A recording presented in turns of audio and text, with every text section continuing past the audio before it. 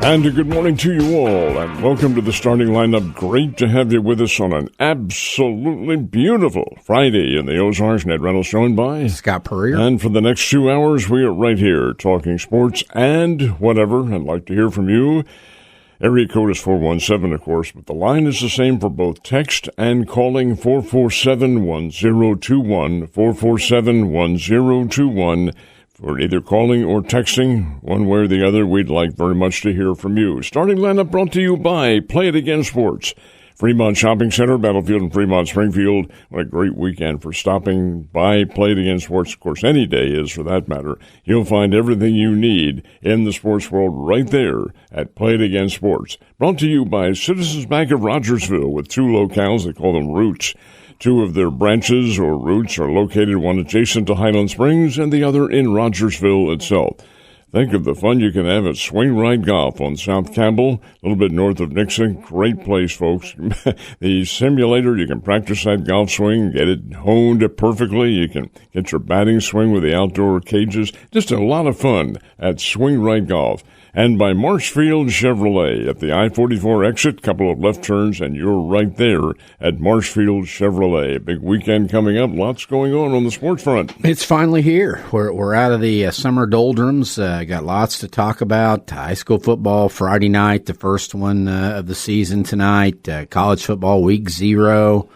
Fall sports, soccer, volleyball, everything else going on, and we finally got here. We made it. Well, indeed, and it's a huge night for high school football. All of them with, I think, the one game exception that was played last night. But they're all underway tonight and should be a lot of fun. Some great matchups to begin things. Yeah, and here's our lineup for today. 7:30, Scoreboard Guy Newcomb, going to join us, talk about those high school football Friday nights and what some of the key matchups are there. At 8 o'clock, we're going to talk to Ryan Cornelison, the head coach of the Republic Football Tigers. They open up tonight at Lebanon. Of course, they've got one of the top players in the state, and Kieran Govan, the defensive back. And Coach Cornelison's been, they've been trying 4 quarterbacks, I think, at back there to figure out what they're going to do. And Govan, obviously an all-state defensive back. I think he's was their top leading receiver last year. It'd be interesting to see if he's in that mix or what. So we'll talk to Ryan Cornelison at 8 o'clock. And then 8:30, Chuck Heppola, his Evangel Valor open up the season tomorrow night, 6 o'clock down at Nixa Eagles Stadium. They play host to St. Mary out of Kansas. So we'll talk to Chuck about the Valor and their preseason and get a little bit more about St. Mary as well there, too. Of course, a lot of big events going on across the country as well, and scattered college football last night. Just a lot of things to talk about. Yeah, our starting five brought to you by Smouse Brothers Foundation Repair and Waterproofing. If you've been thinking your house may be sinking, get a Smouse under your house. And our thanks to Smouse Brothers for sponsoring a starting five. As we mentioned, college football, a lot of FCS games last night. SBU gets a big win in their opener. They had William Woods come into Bolivar, and they win 63-6 to start season 2 of Paul Hansen's era up there in Bolivar, off with a great start. Bearcats had 504 yards in total offense. They forced 5 interceptions, led 35-3 at the half and 49-3 after 3. So it's kind of one of those, much like the P4s like to schedule somebody to get off to a good start. This is what SBU did last night, and it worked, 63-6 over William Woods. Nice win. Very nice win. Good way to begin. And as we mentioned, Evangel, they start their season tomorrow night, and we'll talk to Chuck about that.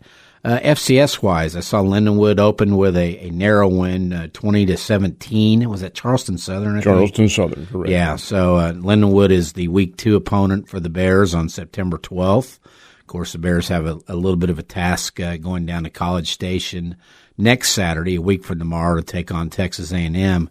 I did see one of the national publications picked A&M to win the whole thing. Oh, really? Yeah. Wow. That I really like Mike Elko because, I mean, of all these guys that, are in the headlines and in the news, he kind of stays below that line and just goes out and coaches football. And I think quietly they put together a team that will be right there, and not only in the SEC but nationally, kind of like they are just about every year under. They're preseason number 8 in the Associated Press rankings, and that's really usually considered the hallmark of all of them. Number 8's pretty good, and you might remember they got off to great starts last year too, beat Notre Dame, and they just a really solid football program. I fully agree. But you look at their schedule, and their final game of the year, which is Thanksgiving weekend, and I think it's a night game, is against Texas, and that's a great brawl when those two get together. Not a lot of love lost between those two, and Elko, when he was hired, I remember there was some kind of complaints from A&M fan base because he wasn't sexy enough. It wasn't a sexy hire because, they're coming off the Jimbo Fisher fiasco and they had to pay him, $80 million or something like that to go away. But all Elko's done is go down there and quietly get them back in a top 5, top 10 position and really make them one of the teams that, in this world that we're in now, which I'm kind of tired of seeing the headlines every day about this judge does this and this judge does that. A&M is positioned, to win in NIL better than almost anybody in the country with their fan base or their alumni base. A lot of oil money and a lot of alums, because I think, aren't they like maybe the second or third largest school in terms of enrollment in the country? Don't know where they would rank along those lines. Enrollment's very good. Their stadium is among the largest in the country. Kyle Field is seat 104, 105,000, somewhere around there, and they're always packed. But in terms of the ranking, probably quite high. Yeah, and speaking of the Bears, another reminder that our next Ozarks Old Timers Luncheon is next Wednesday. Bob and Jeff Shore will be coming down, from Camdenton to be our guests of honor, but Missouri State coach Casey Wood's going to swing by and give the group a little preview, not only of the season, but of that A&M clash before he and Sparky have to go back to work over at the campus and figure out a game plan to figure out how to beat the Aggies. That will be a tall task, will it not? Well, yes, it would be a monumental upset, but I'll tell you what, you never know what can happen. There was a game last night. West Florida. Mm-hmm. West Florida was making its debut as an FCS team and knocked off Southern Illinois, 34-31. Look at the stats, and SIU won everything in sight except the game. Yeah, and that West Florida has been a D2 power, I think, for years and years, too. And so that them making the jump and being successful, they're probably not surprised at all if the nation is there. But, excuse me, yeah, I did hear one of the Wiesen guys – they replayed during the 5 a.m. hour a show from late night, and one of the guys on there said that they thought that the Missouri Valley was maybe better than the Conference USA this year, which is interesting to hear that with the Well, I'm a little surprised to hear that as well, because North Dakota State's not in the Valley anymore. Yeah. And while they do have good teams, here's one of your contenders knocked off right away. Well, and the other part of that is you get a fun matchup with Jacksonville State tomorrow, going to North Dakota State. It's their first game as an FBS member, and they said the Dome will be rocking tomorrow night like a playoff atmosphere for all the hype with that as well. So college football weekend, we'll get into some of that and some of the matchups. I know there's, I think, 8 games maybe tomorrow in the week 0 schedule. All starts at 11 a.m., North Carolina and TCU. TCU, I think, is now up to almost a 10-point favorite. That line started around 6 or 7, and it's grown in TCU's favor against Bill Belichick and North Carolina here as the week's gone on. Well, they're preseason number 23 in America, Texas Christian is, and they're solid. It's a good program. High school football we mentioned tonight, big night around the Ozarks. It got kicked off last night. Buffalo beat Diamond 55-14. Was not like the NFL where there's the defending champions playing the lone game the night before. This was Buffalo and Diamond, but Buffalo gets the win. Matchups tonight, some of the ones of interest, and I'm sure Chris Parker and the Ozone and their crew will be out with about 1 million cameras doing these games. But down at Nixa, Carthage and Nixa, matchup of last year's Class 6 and Class 5 state runners-up. They're playing down there in the opener COC Powers matchup. Harrison at Branson, nice little border battle going on there. Monette and Cassville, the old rivals, starting things off in neighboring towns down there. Webb City at Glendale, that'll be a fun one. Glendale is expected to be much improved, and of course, offensively, a very strong team last year. Webb is Webb. We'll see if Webb can get back to being Webb now with the start of the season. Joplin at Kickapoo. We had Bill Voris on yesterday talking about this as a very talented Joplin team coming into the Chiefs Stadium. Republic at Lebanon. Again, we'll talk to Coach Cornelison about that. Our friend Will Christian up at Lebanon always has a good, solid team, and I don't think this year will be any different. Other matchups, Clever at Marionville, Fairgrove at Mountain Grove, Nevada at Mount Vernon. If you listened to our Don West interview yesterday, that is the Mediacom game of the week, and you'll be able to watch that free on their new website for those things. Neosho at Ozark, kind of fun there with Ray Godfrey, the interim Ozark coach, going against a school that he coached for about, a dozen years, I think, as head coach down at Neosho. Lighthouse Christian at Catholic, Carl Junction at Stratford, and Reed Spring at Parkview among the matchups tonight. So Friday night, good weather, no rain. Get out and watch some high school football tonight as well. And I think, wasn't this morning the release of the classifications? Supposed to be at 7 o'clock. Yeah, we'll see if that website, Parker said that website inevitably crashes every time they release these, because every AD and every coach in the area is trying to figure out where they're going to be classified. So we'll see if we can find out if that's been posted yet or not. So baseball yesterday and last night. Cardinals get a win to salvage one in that series. And they got Riley O'Brien straightened out a little bit, which is a good thing. He gets his NL leading 34th save. They beat the O's 7-5. 5-0 lead. Blaze Jordan and Arias? Ramon Arias. Arias, yeah, with home runs there. Kobe Mayo hits a 3-run homer for the O's to get it tied again at 6-4, but the Cardinals are able to put away the win. Pittsburgh in town now starting tonight. Quinn Matthews for St. Louis, Jared Jones for Pittsburgh. Well, the Pirates are a ball club that still has fleeting hopes of catching the Cardinals. I think they're very fleeting, however. Pittsburgh's capable. They've got a lot of good arms on their team. Skeens, I don't know whether he'll pitch this weekend or not, but by the same token, it is 3 games for the Buccos. And the Cardinals are 5.5 out of the wild card spot right now. 5.5 after their win, and the other challengers were off yesterday.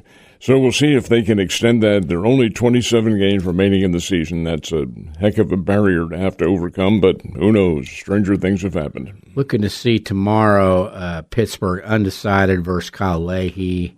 And then on Sunday, it looks like it is Braxton Ashcraft versus Libertor. So you're missing Skeens on this weekend.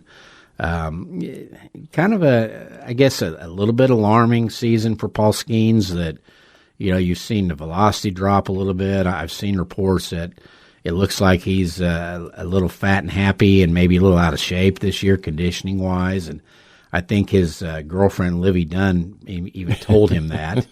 Kind of maybe a little bit of a step backward, wouldn't you say, for him this season? Well, he certainly hasn't been quite as effective, but he's still a pretty doggone good pitcher. I'd take him any day. The guy still has a lot of talent, and he's young.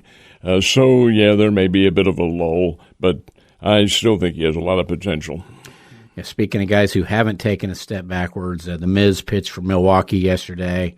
6 strikeouts, 6 innings. They're doing a good job of kind of managing his pitch count here down the stretch, so they make sure they've got him healthy for a playoff run. So, one of those teams, the Brewers, do they have the pitching to get it done in the playoffs? Beyond Mizorowski, we'll see, but he's been awfully good. Well, it's been sensational, as a matter of fact, and I do like the approach that Brewers are taking and putting him aside. They're way ahead. They're not going to get stopped as far as the championship and the Central Division is concerned. So their playoff situation is solid. So protect him. He had a dead arm or something like that earlier this season and a little bit of last year. So you don't want to overextend that any. And Mizorowski is a key to what they do.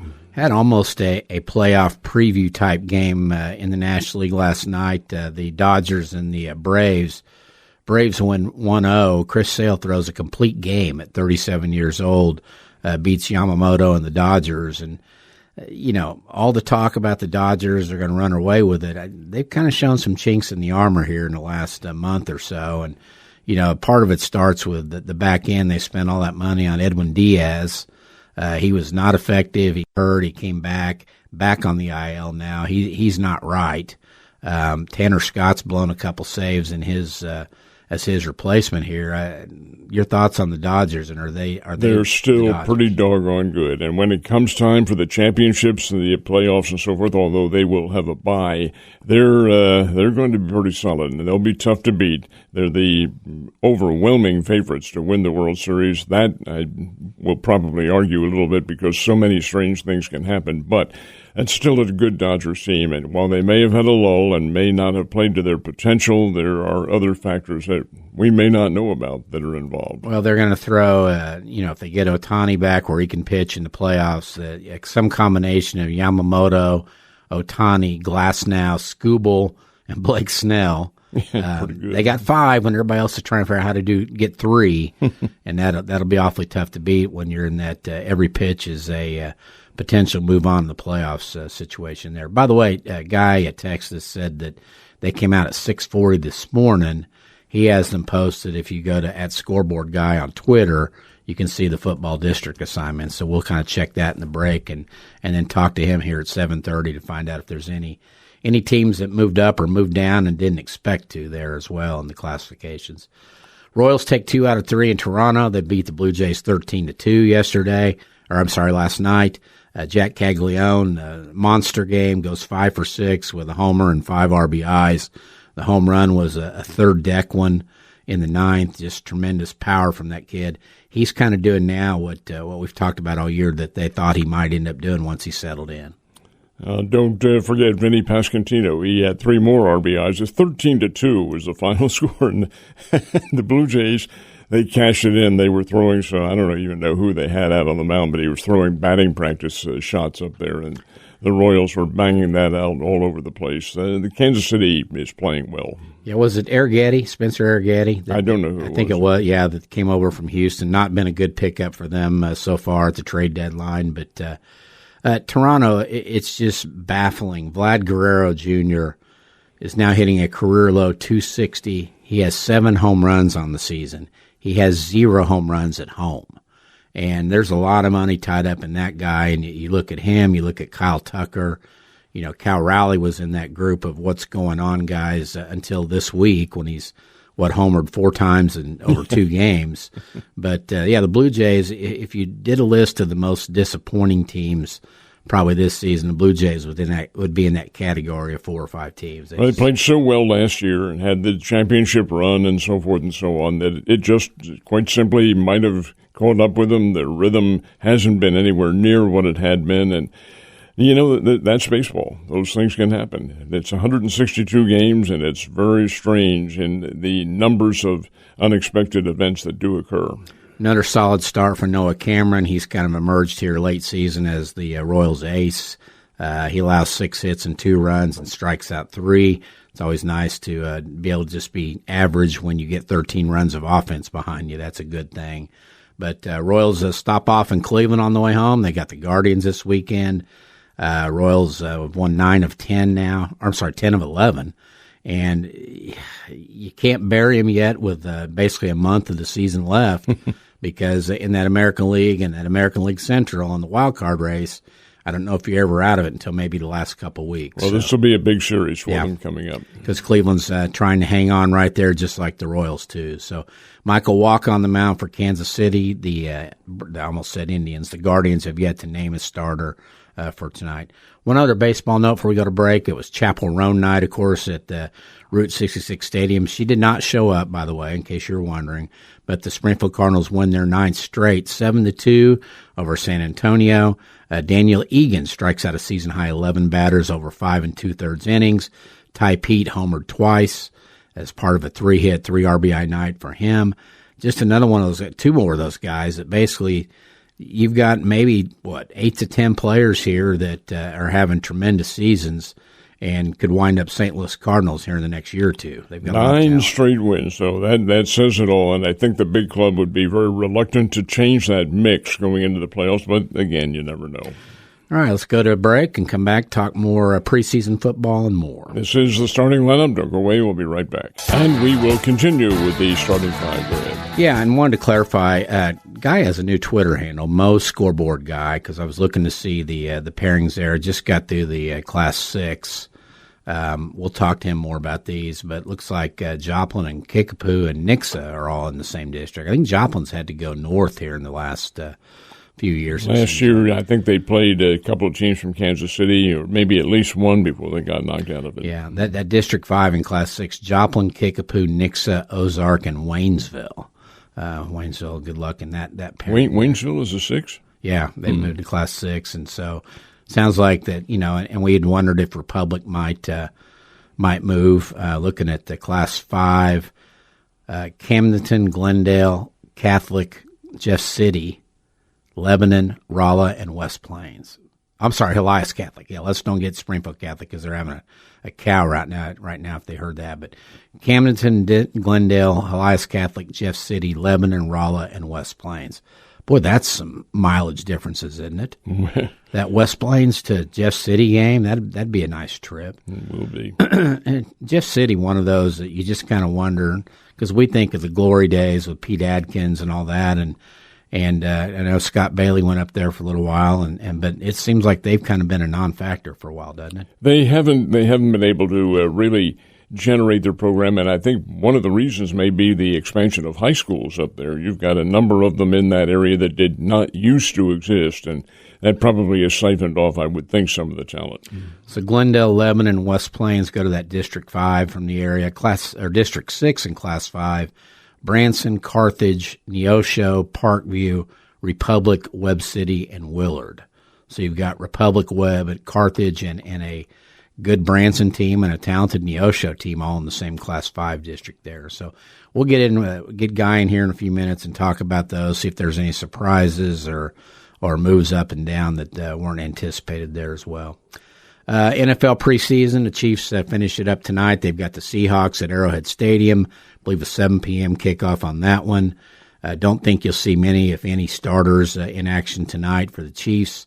Kind of a mixed bag of that last night with the 4 NFL preseason games in Week 3. And, of course, you know that used to play 4 of them. Now they play 3. So what used to be the meaningless Week 4 games are now, for the most part, the meaningless Week 3 games. And some of these guys play starters, some of them don't. And I think it's to each their own. But, like, for example, none of the Rams starters played at all. The Chargers had Justin Herbert out there. And, in that game, the Rams beat the Chargers 20-18. Ty Simpson, again, a solid outing, 18 of 23 for 119 yards and a TD.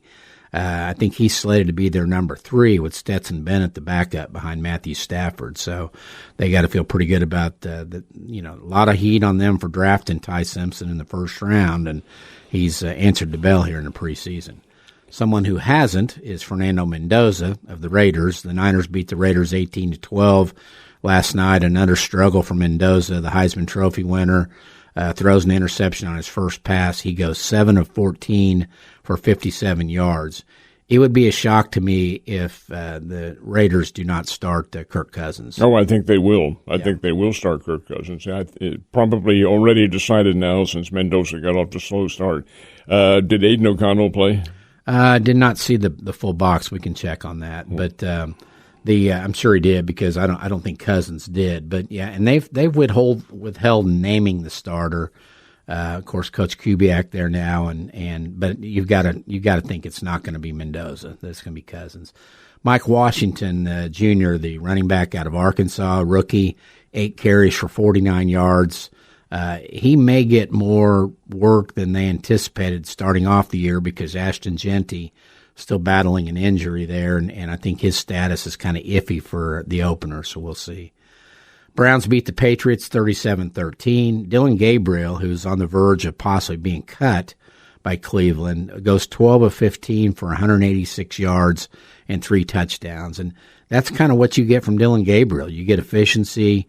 He's a small guy by NFL standards, but all he does is get the ball in receivers' hands.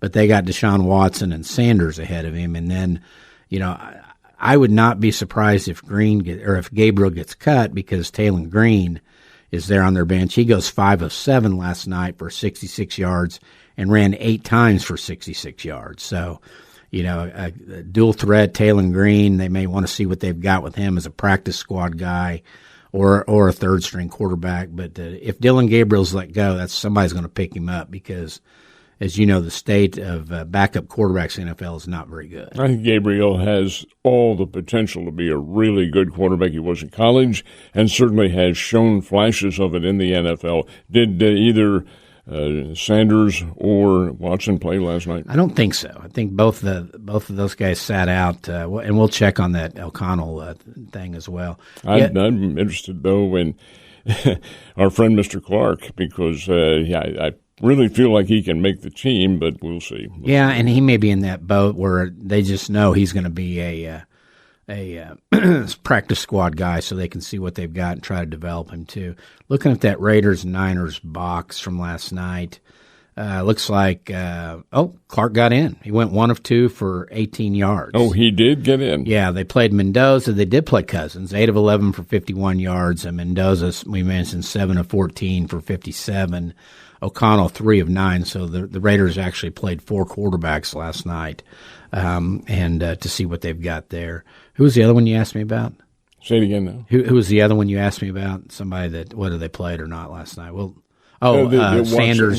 Sanders, yeah. Yeah, looking at the Browns, it was Gabriel and Green only last night, so they kept the first 2 in their pecking order on the bench. Bills beat the Steelers 28-27 in the other game last night. And as we mentioned, the Chiefs and Seahawks tonight. You won't see Patrick Mahomes. Seahawks on. You'll get to see some Chiefs highlights because Seahawks are the Hard Knocks team. So next Tuesday's episode should have some action from Arrowhead Stadium there. Hopefully Jacardier Wright will get some play for Seattle. And if he doesn't get some play, that's probably a good sign too because it means they're kind of putting him in bubble wrap to have him ready for the regular season. Do they have Drew Lock scheduled as their starting quarterback tonight? I would guess so. I haven't seen any announcement on who they're going to start there. But FedEx Cup Finals in golf, Minwoo Lee opens with an 8-under par 62 to grab a 2-shot lead. Victor Hovland, Colin Morikawa, and Chris Gotterup are all tied at 6 under, 2 shots back. Scotty Scheffler in a group at -5. Interesting that all 29 golfers yesterday who finished shot even par or better. So nobody over par. The one guy who was over par, J.J. Spahn, withdrew after 5 holes due to a shoulder injury. He was 4 over through 5. So he blamed it on a, quote, poor sleeping position from 2 nights earlier. Interesting to note that if J.J. Spahn would have just sucked it up and finished the tournament, even in last place, he would have pocketed $355,000. So we talk about how the money probably doesn't mean a ton to these top guys. There's an indication of a guy that could have finished, could have played, and said, you know what, I'm going to go take care of this. Well, does he? Now, he was the 30th of 30 who were in there, but does he get paid anyway? No. From withdrawing, he doesn't draw any money. He had to finish the tournament to get a check. So, don't know if you followed this. Kind of a weird story all week. This Good Golf. It's a massively popular brand on YouTube. Callaway had signed a deal with them to sponsor one of their drivers. The PGA Tour had them lined up to sponsor an event next season. Some marketing idiot there puts out a video of a man shoving a woman to the ground and says, "Do not touch my driver." Of course, all meant in fun. And in 2026, you can't mean that in fun and show that because they've effectively been canceled. The PGA Tour has said no on the event sponsorship for next year. Callaway has pulled away and apologized to fans with saying basically we don't want anything to do with good golf. And again, that's the world we live in right now. Well, yeah, I heard them read the press release on that and the fact that Good Golf had pulled out or was being pushed out, so to speak. But I wouldn't be at all surprised to see them in the next, maybe not next year, but in the next couple of years get back into it. It's a pretty good organization. And they were offering help and sponsorship. Yes, and so they effectively canceled themselves, and we'll see if they can get back to that point. A couple other notes before we get to Guy Newcomb after the break. A Dallas judge says the Big Ten, SEC, and other conferences cannot block fifth-year kids from coming back to schools. They've issued a temporary restraining order on that judgment by those leagues. Here we go again with the judges and the states and the conferences all at war. But again, you have to reiterate, there is no rule, excuse me, there is no rule that says that the coach has to play those individuals. They can come back to school if the judge says so, okay, fine. And they can suit up, fine. I guess, if the coach wants them to, but there is no rule that says they have to, and I think the conferences have said any coach who does put any of these players in is facing some kind of resistance. Well, but I mean, if a judge says they can, they're going to, and that's not if that penalty. But if there's they can't penalize them if a judge says they can't. It's a separate set of rules. If the conference has made their set of rules, I don't think the judge can override that. He can allow them back in the public institution, but I don't think he can force them to play. But that's what he did in this case, is he told them they can't issue that rule, that they can't block them from coming back. And I see the point in the judge's case, because these are rules that the conferences just kind of threw out there now. We've never had to face this before, where there were fifth-year kids that got that extra year of eligibility. So it's going to be interesting to see who brings people in, who doesn't. Do they play them? Does the NCAA fight back? With the conferences, will they fight back? Just so many things up in the air. And unfortunately, as we're heading into week 0 of the college football season as well. A couple other notes. Drury men's soccer opened their season with a 3-1 win over Davenport yesterday. The women had a 1-1 draw with Emporia State. That was their first games out at Lake Country Soccer, their new home for home matches for Drury soccer. The men play host to Oklahoma Christian on Saturday. The women have Central Missouri coming in Sunday night. Missouri State women's soccer, they played to a scoreless draw with SEMO yesterday. They've got Central Arkansas in at 1 o'clock on Sunday at Allison South. And men's soccer, we had Coach Siebold on earlier in the week. They've got Chicago State Sunday evening at 6:30, also at Allison South. And Missouri State volleyball opens their season today in Wichita, while Drury volleyball is hosting their own classic today and tomorrow at the O. That's our starting 5. Is Missouri State's a tournament in Wichita? Yeah, they're in an event, a 2-day event in Wichita. Very good. We'll take a timeout then on the starting lineup. Be right back. And the starting lineup brought to you by Play It Again Sports, by Swing Right Golf, by Citizens Bank of Rogersville, and by Marshfield Chevrolet at Reynolds, along with Scott Puryear. And a special guest. Special guest is Scoreboard Guy Newcomb. Guy, welcome in on the first official Football Friday of the season, high school football. That means it's time for you to get going, right? It is. Started at about 4 o'clock this morning, putting in scores from last night, tracking down some scores that nobody else had. So we've got those up in volleyball, softball, football from last night. Buffalo gets a big win. First time they've scored 50 points in 5 years, and that was an overtime win against Butler back in 2021. But excited to get it kicked off and get everything up and rolling, and got my haircut at 5 o'clock, and I'm back here flying the desk. 5 a.m. haircut. Who does those? It's about the old farmers up here. I used to get down there about 4:15, 4:30, and drink some coffee and eat some donuts and listen to the Liars Club. There you go. Hey, I guess point of emphasis for a lot of schools today was checking out the district assignments for football, the classifications that you said they went up at 6:40 this morning. Kind of give us a rundown. Any surprises, any movement there that caught your eye? Yeah, one is that, Hillcrest, they dropped down to Class 4 out of Class 5. They were part of that, or will be part of that Bolivar, Marshfield, I believe Carl Junction district, as West Plains moved up to Class 5, so they moved in there with Jeff City, and I believe you alluded to that earlier. Waynesville, they go up to Class 6. They replace Ray Peck in that Kickapoo, Nixa, Ozark, Joplin district there, and that's going to be tough on them. And then Nevada dropped out of Class 4, and they've had some success there at the Class 4 level. They dropped down to Class 3, which makes tonight's game with Mount Vernon very important because they moved into that same district. You mentioned the fact that Waynesville is 6 now, but you also said, Guy, they don't have very many on their football team. What was their football turnout this year? They were very low early on. I think 30 kids came out. I think 15 or 16 of them were underclassmen. They were, I think, maybe attempting or going to attempt to kind of do what Springfield Central's done and just play kind of a JV schedule because of their youth. Apparently, they've got some more kids out. And, Waynesville with the fort being right there, they get people moving in and out all the time, especially with what's going on right now worldwide. Folks are getting sent on tour, and the kids are going with them. So they just got kids coming in and out.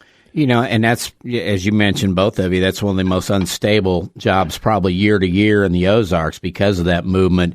It was amazing when you think back now at Rick Vernon and all the good Waynesville teams he had, L.J. Fort and guys like that, they were a power at one time. And I guess were there more kids moving in at that point, or what was going on differently in that area?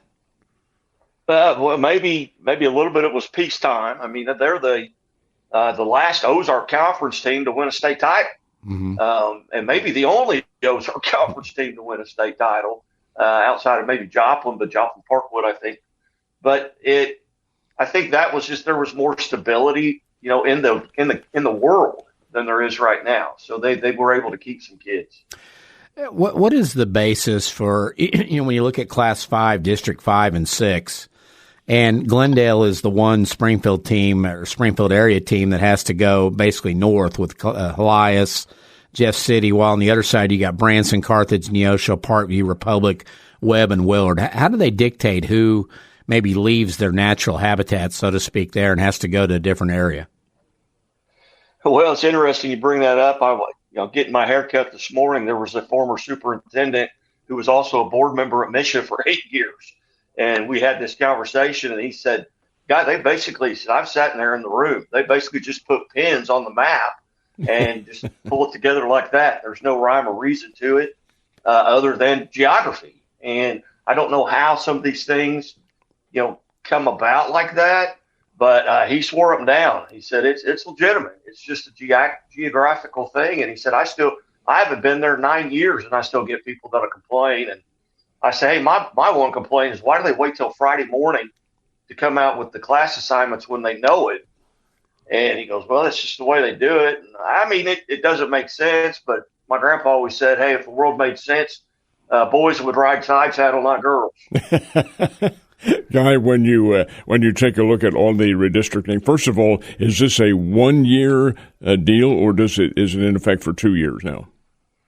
I believe it's a 1 year deal. I believe they redistrict every year because they've got that, the success formula where they move the private schools up and down based on district championships, quarterfinals, Final Fours, and things like that. So they've got teams at the private school level that are moving up and down all the time, which is going to kick teams out of either move them down or move them up.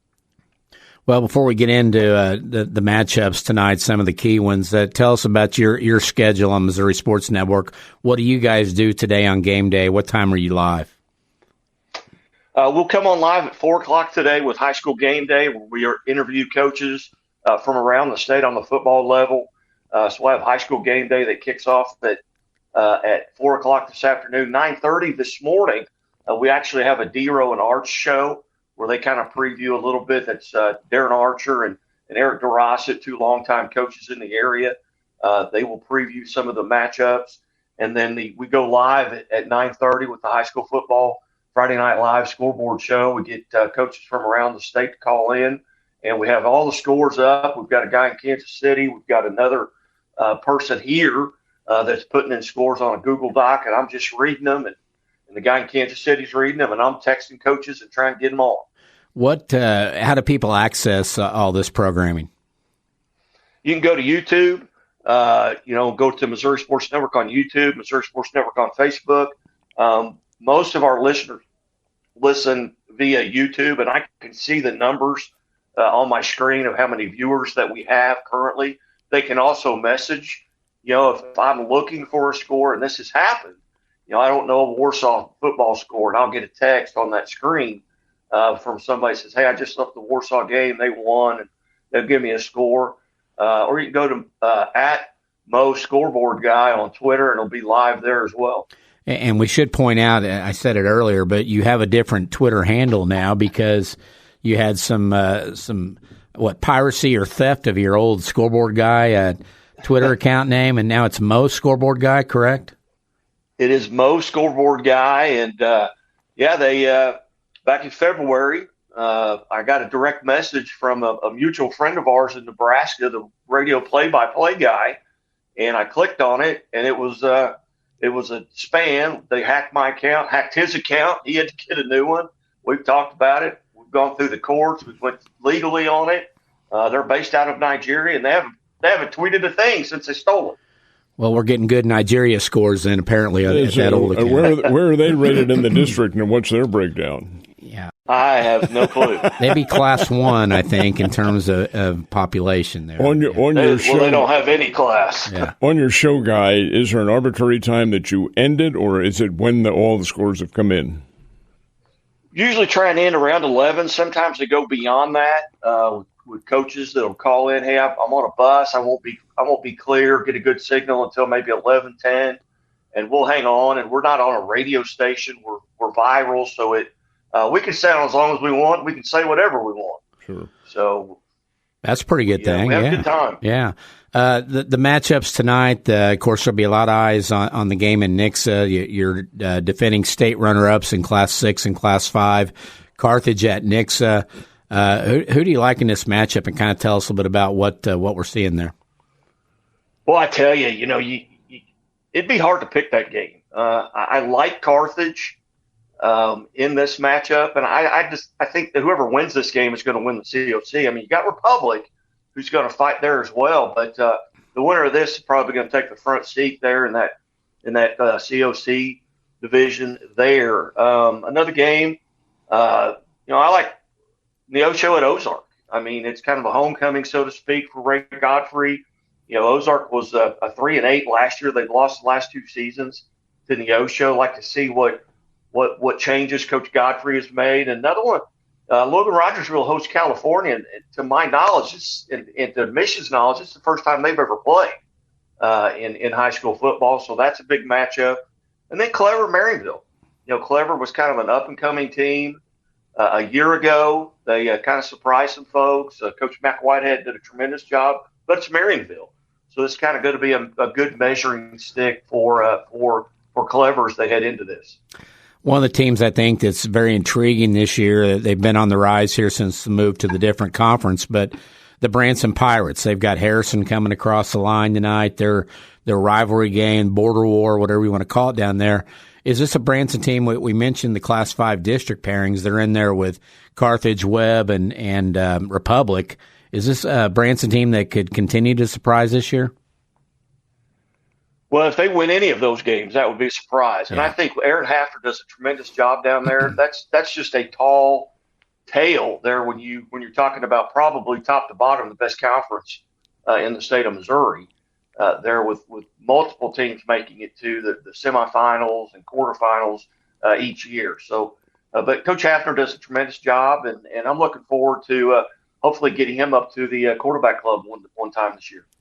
Lighthouse Christian at Catholic. Kind of tell us, and Ned and I got into this a little bit with Wes Page earlier in the week, but the Lighthouse Christian situation, they are a MSHSAA team, correct, now, or they can play MSHSAA games, or what is the situation with Lighthouse? They can play MSHSAA teams. Okay. They are MSHSAA affiliated, but they're not allowed, and they won't ever because of their national championship. They routinely contend in that. They will not be part of MSHSAA playoffs. Brent Williams, who is their head coach, former chief, former Florida State football player, and then I believe Mike Gundy or Grundy, I can't remember. But anyway, he kind of runs it. He's kind of a general manager over there. But the one thing about Lighthouse is you never know what they've got until week 1. They get these homeschool kids. They get kids in that they may have a kid from Jeff City playing on their team. They may have a kid from Joplin or even Arkansas or something like that. So you don't know a lot about them, so they're tough to scout going into the season. But once they get a couple games under their belt, and there's film on. This is a little unusual, too, because Lighthouse Christian was in the Jamboree at Catholic, and here they are coming back and playing again in the following week. Would you know how they did in that Jamboree, Guy? I would not. They don't post a lot of that. A lot of teams don't put film out on that, even through Huddle. They film it themselves, so they can go back and do evaluation, but they don't put that stuff out on Huddle. And a lot of it's played close to the vest. Sure. Early in the season, they're not, especially when they play Springfield Catholic. That's kind of a rough deal. They were at, we got them a week later. I was just playing back-to-back weeks against the same team, so there was probably not a lot revealed there. And it's a Catholic team that kind of surprised some people last year, had a great season, and they're expecting more this year. Oh, yeah. Catholic's going to be they're in a district, though. They're in that Class 2 with Lamar in that district. That's always tough. Lamar's Lamar. They're going to continue to just be so talented. Jared Beshore has been there for a number of years. Even Scott Bailey went back and kind of helped a little bit, as assistant coach there. He spent some time Bailey also spent some time at Webb City with John Roderick, and he still got that itch. But, it's Lamar's Lamar. But, Springfield Catholic, they've kind of changed their mindset with, kind of running between the tackles and kind of hard-nosed, run downhill football. Is Lamar, the district they're in, is Catholic a newcomer in that one? And is that the only change that's in that particular division? I don't know off the top of my head. I know they're in that. I believe Warsaw. I think it's Warsaw, Springfield Catholic, Lamar, maybe Fairgrove there as well. But I can look that up here. We'll check on that here in a second. Guy, before we let you go, you did touch on Quarterback Club. It starts Monday, a new home at Golden Corral, there at 2020 East Primrose. Who do you have lined up coming in this coming Monday for the first one? Well, we've got on the dock today, we've got the colleges that are coming in with SBU, Evangel, and hopefully Missouri State. We've got Kickapoo, Springfield Catholic, Ozark, Clever, Lebanon, but he's not going to be able to make it. Coach Christian can't. Republic and Bolivar are all scheduled along with the college coaches. Very good. And that's 11:30 start. Get your lunch, go to the room, and talk some football, right? And, of course, double dip for fans next week with our Ozarks old timers there on Wednesday with the Shores coming down as well. You bet. And I made a mistake. Springfield Catholic is not in Lamar's district. They're in with Fairgrove, Forsyth, Houston, Liberty, and Willow Springs. They're relieved at that news, too. That's probably good for the Catholic people. Yeah. Guy, we appreciate it. We'll talk to you next week. Thanks again. All right, guys. Thanks for the time. Have a wonderful weekend. God bless everybody. You too. Scoreboard Guy Newcomb visiting with us. Quick time out, back in a second. And those Cardinals will be here tonight playing the Pittsburgh Pirates this weekend. What do we have final seconds here? We had some news from last night we didn't get to in the top stories, but congratulations to Molly Miller, the Arizona State women's basketball coach. She gets an extra year added to her contract and a little pay bump. The details on Molly's contract, which now goes through April of 2031, increases her base pay to $850,000 starting next May 1st, with subsequent bumps leading up to $1 million a year by May 1 of 2030. Total value over the next 5 years reaches approximately $4.45 million. Pretty good decision on Molly's part to leave public relations and marketing in the healthcare industry to go be a basketball coach. Well, she is doing a great job at Arizona State and will continue to. They'll be a power in the Big 12, no question about that. Absolutely. So congratulations to Molly, adding another year. The reason they do just 1 year is I think the state of Arizona has a rule that you can't have contracts beyond 5 years, which is a nice rule that a lot of schools and states probably ought to implement so you don't have those huge buyouts. But coming up next hour, Coach Cornelison from Republic join us here at 8 o'clock, 8:30. Chuck Heppel of Evangel Football. And our mid-show timeout is here. We'll take that break and back with more coming up. Stay right where you are.